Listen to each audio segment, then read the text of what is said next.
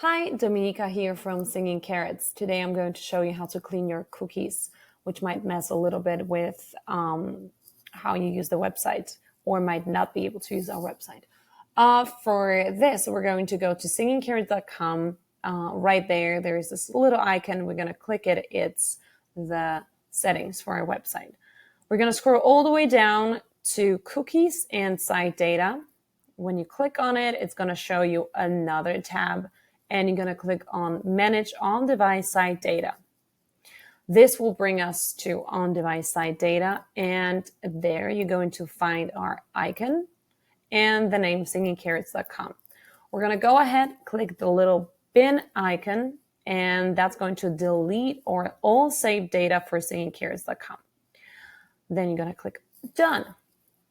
Now, the only last thing you got to do is click Reload the page. You're going to have to start all over again, and hopefully all the issues you're experiencing will be gone. Thanks so much for watching. I hope it's helpful.